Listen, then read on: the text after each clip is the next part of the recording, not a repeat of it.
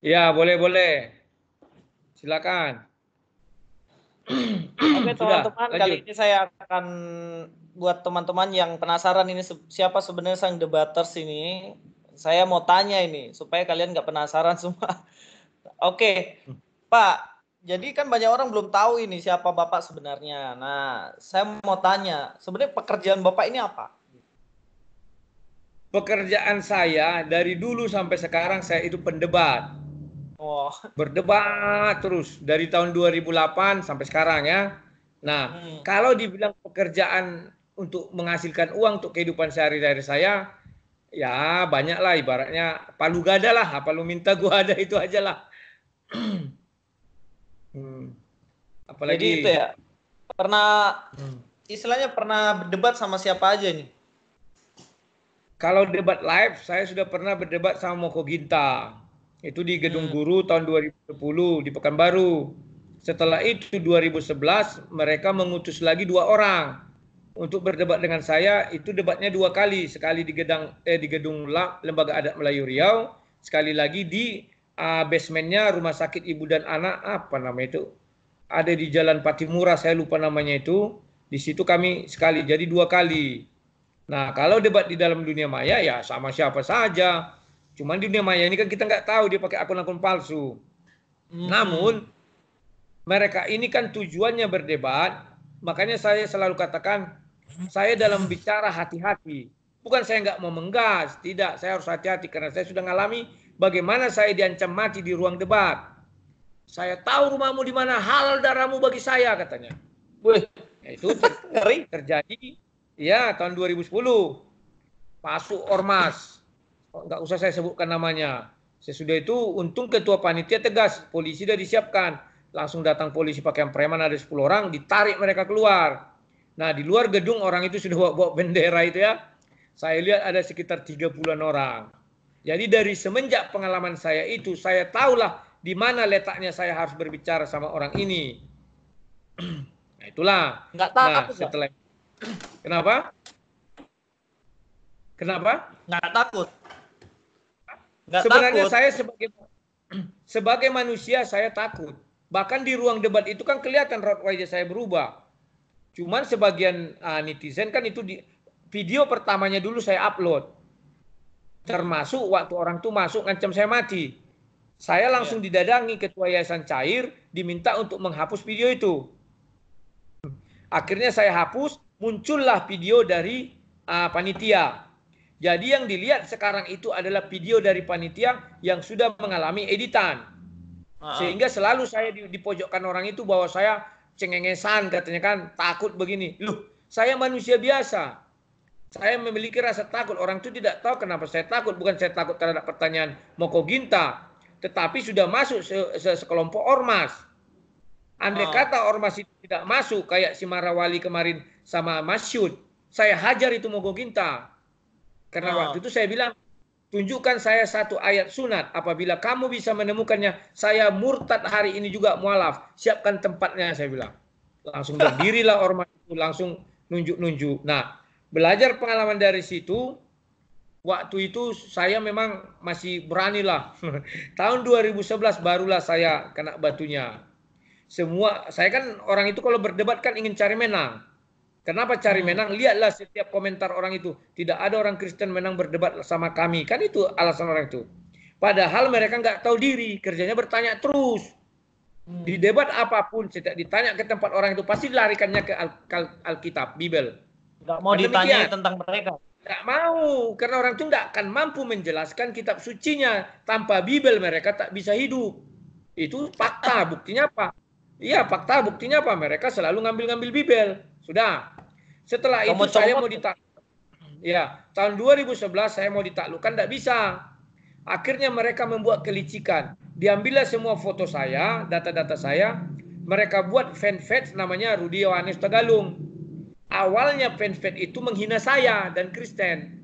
Hmm. Tapi di pertengahan jalan sudah 2 bulan 3 bulan dibalikkan. Mulailah dia menghujat. Itulah yang meledak tahun 2011 kasus besar itu kan. Nah, Hmm. itulah gambaran. Nah, Alasannya sekarang Bapak saya kenapa kok debat gitu? Apa kenapa? visinya Bapak? Loh, kalau itu pertanyaan yang sama dengan para pendeta kan waktu itu ada saya undang itu untuk datang ke acara debat itu.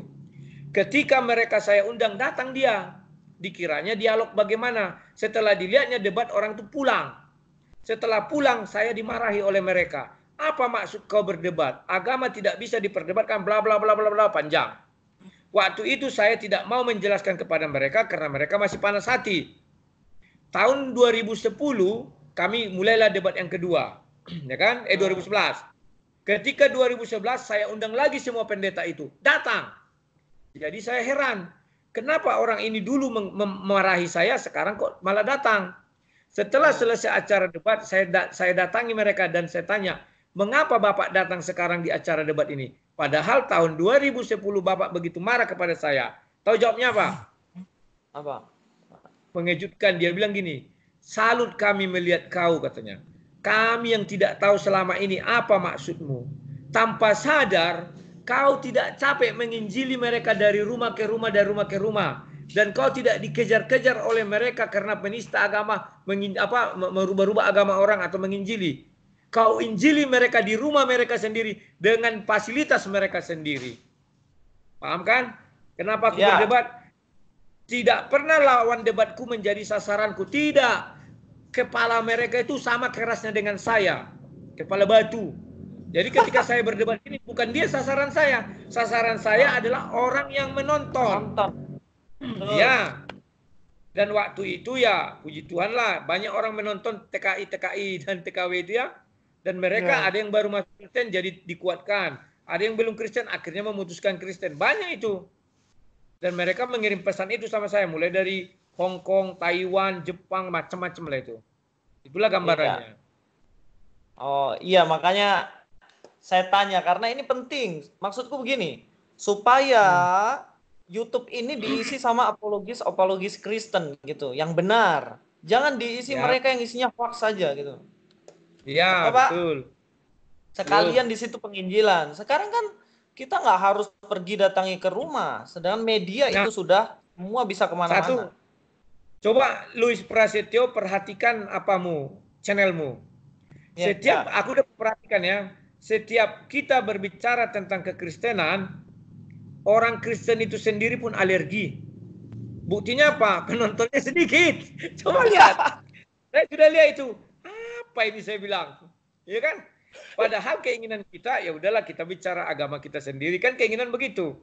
Ternyata faktanya nggak bisa. Belum bisa kita lakukan itu ya. Nah, kalau kita berdebat sama orang atau mengomentari tanggapan orang, pasti banyak kali yang nonton. Coba perhatikan. Iya, betul. Nah, dari situlah saya berpikir, ini menjadikan sebuah hiburan. Kan itu. Tanpa sadar ini hiburan loh ini. Hiburan rohani, hiburan debat kan. Maka saya buatlah debat live melalui Skype. Betul bahwa sudah banyak yang melakukan debat ini melalui Skype. Tetapi baru saya yang berani face to face. Ya. Debat arah, bertanya dan ditanya. Itulah alasannya. Oke. Jadi selain daripada itu, daripada hiburan ya tentunya yang tadi visi Allah toh. Iya, betul. Terima kasih Pak untuk perbincangan kita malam inilah. Ya, boleh. Yang penting kita sudah ketemu. Saya juga sudah memperkenalkan diri, kita sudah, istilahnya jangan sampai video kita dipakai untuk menghina-hina Kristen lah. Nggak ada itu. Betul. Kita nggak bermusuhan, kita saling mengasihi ya. Dan saling melengkapi. saling melengkapi. Terima kasih Pak, Bapak Senior. Karena kita buka dengan doa, silakan tutup dengan doa. Oke, mari kita berdoa. Yuk. Bapak, terima kasih untuk diskusi kami hari ini, perbincangan kami, boleh kami memaparkan apa yang menjadi maksud kami satu dengan yang lainnya, supaya apa yang kami sampaikan boleh saling melengkapi dan membekali selain pengetahuan tetapi juga kerohanian semua orang yang menonton siaran ini Tuhan. Dan kami berdoa supaya setiap apa perbincangan kami tidak diplesetkan oleh orang-orang yang tidak bertanggung jawab, tidak dipakai untuk menyerang iman kami. Tapi biarlah apa yang kami sampaikan ini dapat memberkati mereka masing-masing. Kau berkati Pak Rudi dalam setiap pelayanannya dan juga hamba juga dalam setiap pelayanan kami, supaya visi kami boleh sampai ke ujung-ujung bumi Tuhan. Segala pujian dan hormat hanya bagi Engkau dalam nama Tuhan Yesus. Amin. Oke, sampai jumpa ya bro. Sampai jumpa Pak. Ini gue stop ya. Yuk. Tuhan berkati.